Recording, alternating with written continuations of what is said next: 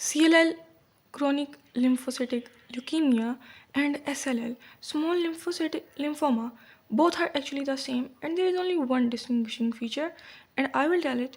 But first, let me tell that it is actually a neoplasm that is composed of mature B lymphocytes. Yes, mature B lymphocytes. We have leukemia, then acute and chronic. In acute, we have AML and ALL. In chronic, we have CML and CLL/SLL.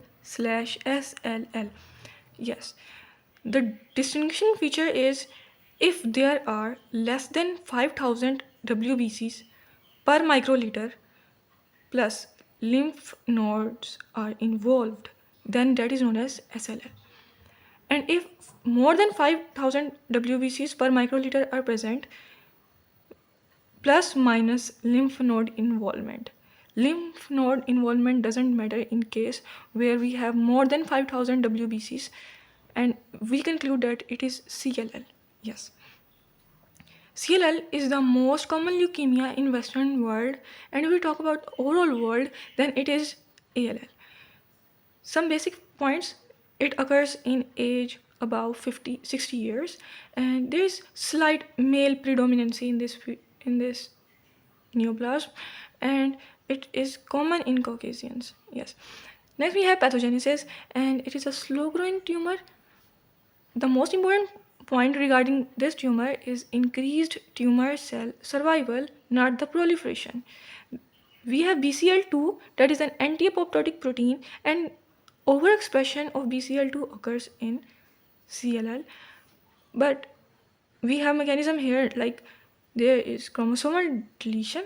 As a result of that, some genes are lost, and these genes, they actually code for microRNA, and it actually serves as negative regulator of BCL2. As a result of the suppression of negative signals, we have overexpression of BCL2, and we have increased cell survival. Another point that is important here are the BCR signals. We have B cell receptor, and it is activated. Signals are transferred inside the cell. We have BTK that serves as an intermediary protein, and at last we have increased gene expression of those genes that actually contribute towards increased cell survival. We have drug ibrutinib that acts on this BTK. It actually inhibits it, and this is used in the treatment of CLL.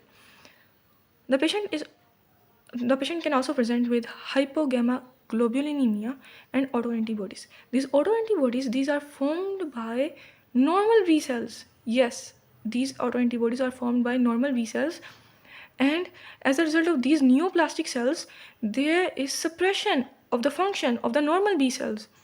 As a result, the levels of immunoglobulins, they fall, and we see this. Next is the morphological picture, and this is very beautiful here. Suppose there is a lymph node of the patient with CLL or SLL, and you see the most predominant cells, they are small, they are mature, they have dark round nuclei, and they have second cytoplasm, and they actually form sheets. So the predominant cells, they are small and mature looking. There are also cells that are larger, and they are actively dividing cells, and they form proliferation centers. And these proliferation centers, they are characteristic of CLL, and they are scattered, and they are ill-defined foci. And in blood, you can see, yes, you see lymphocytosis, and it is result of increased number of small, mature looking, having dark round nuclei and second cytoplasm. Okay. In peripheral smear, you can see smudge cells, and these smudge cells, they are also characteristic of CLL or SLL. Immunophenotype, yes. These cells are CD20 positive, CD5 positive, CD19 positive, or CD23 positive, and they also have surface immunoglobulins. Next, we have genetics. So the patients, they may have trisomy 12, or there can be deletions involving portions of chromosomes 11, 13, and 17. If I talk about the clinical features, then most of the patients, they are asymptomatic. Yes, you have heard it right. Most of the patients, they are asymptomatic, and if physical findings are present, then we can have lymphadenopathy, splenomegaly, hepatomegaly. Constitutional symptoms, they include fatigue, fever, weight loss, and if skin is involved, then you can also see leukemia cutis. And these patients, they are also overreactive to mosquito bites. If kidneys are involved, then you can see membranoproliferative glomerulonephritis and minimal change disease. The patient can also present with hyperviscosity syndrome because of very increased number of these lymphocytes in the peripheral blood, and the symptom, they actually can occur like headache. Anemia, neutropenia, and thrombocytopenia, they can occur because the bone marrow, they are actually producing more mature looking B lymphocytes. These neoplastic cells, they have replaced the normal marrow elements, and as a result, the production of those cells are decreased. The patient can present with fatigue, infections, and bleeding disorders. Staging. We have race staging here, and this staging starts with 0. At 0, we have lymphocytosis, and in all the other stages, lymphocytosis is present. In stage 1, we have enlarged lymph nodes. In stage 2, we have hepatomegaly and splenomegaly. Enlarged lymph nodes, they may or may not be present. In stage 3, we have anemia, enlarged lymph node, and enlarged liver and spleen, they may or may not be present. In stage 4, we have thrombocytopenia, and the above 3, these enlarged lymph node, spleen, liver, and anemia, they may or may not be present. Yes.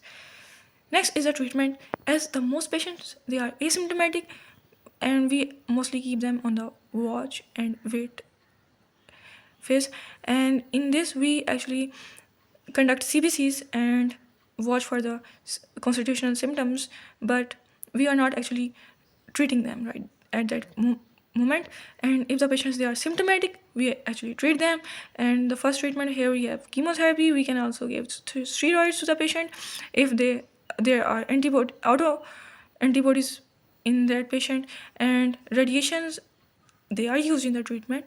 For lymphadenopathy, we can perform splenectomy if the patient has massive enlarged spleen. And the last treatment option that we have is hematopoietic stem cell transplantation. If you like this video, click on the like button and also subscribe to the channel. Thank you so much for watching this video.